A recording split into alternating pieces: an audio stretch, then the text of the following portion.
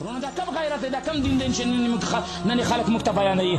نن دا خلک خپله وایي، عوام خپله وایي. تاسو په رادیوګانو کې واورئ دا غټ غټ دانشوران چې ځان ته وایي د ټول نه غټ احمقان هم دوی دي. وایي چې وطن مور ده، وایي او که نه وایي، وایي وطن مور ده، وطن د مور پړونی دی. نو ورونه بې ادبي دې معاف وي. په مور باندې خو د څلوېښت نه زیات کسان راغلل، څلوېښت نه زیات کافر پرې راغلل. نو تا کې کم غیرت دی چې ته اوس هم ناست یې؟ ته اوس هم د مور نه اجازت غواړې؟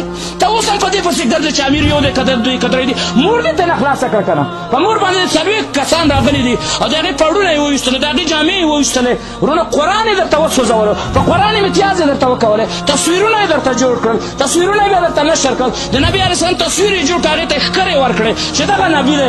او ته اوس هم وایې چې نه د مور پلار اجازت. ته نن اوس هم وایې چې ما سره قوت نشته. لعنت دې په داسې زندګي وي. نه غواړو داسې زندګي، نه غواړو. د کافر په خلاف جنګېږم، د دې په خاطر جنګېږم چې مړ شمه، چې د حالت په سترګو نه ګورم. حافظ صدیقي ستا خور ده، ستا د وطن لور ده. دغه پاکستان کې دغه خبیثانو ونیوله، ورونو بربنډه یې کړه، بربنډه یې امریکې ته په لاس باندې ورکړه. امریکې ورونو د 7 کالو پورې هغه ملګري چې په باګرام جیل نه راخلاص شوي دي، هغه وایي چې قسم په خدای موږ په سترګو باندې لیدله چې بربنډه به یې په دې کوڅه کې ګرځوله، یو بل طرف ته به یې بوله، او کله چې به یې لټرین ته به وله، جامې به یې ترې ویستلې، لټرین ته به یې بوله. او موږ حیران یو چې دا څوک ده. صرف د ژبې نه یې پوه شو چې یو پاکستانۍ ښځه ده، یو پاکستانۍ خور ده. هلته مجاهدینو 10-15 ورځې روټۍ هړتال یې وکولو چې هېڅ نه خورو، مړی شو. خدای ښه ده د دې ځای نه رانه وباسئ چې د دې چغې څیرې زموږ غوږونو ته نه راځي. وروڼه هغه ځای نه یې چټه کړه، لاړه امریکې ته یې بوتلله. په امریکا کې نن 84 کاله یې نن ورته قید ورکړی دی. نن هم جهاد فرض عین نه دی. نن هم ته دې ته ګورې چې ما ته مور پلار اجازت وکوي. د تشې جومات ته ځې فرض مونځ کوې، مور ته وایي چې مور زه جومات ته ځمه. د فرق ولې کوو؟ خو جهاد هم در باندې فرض عین دی، مونځ هم در باندې فرض عین دی. په منځه کې ته دا فرق کوې چې په هغې کې ته دا فرق کوې چې تا سره قوت شته او که نه شته. وروڼه کله چې جهاد فرض عین شي او کله چې کافر ستا په لاس ستا په وطن باندې راشي، وروڼه بیا د هغې نه دفاع کول، د خپل ځان نه دفاع کول، د ننګ نه دفاع کول، د آبرو د عزت نه دفاع کول، د قرآن نه دفاع کول. وروڼه په دې دفاع کې زور وهل دي چې څومره د وسه کېږي. که نور د هېڅ د وسه نه کېږي، لوټه خو راخیستی شي، په لوټه باندې دا کافر ووله.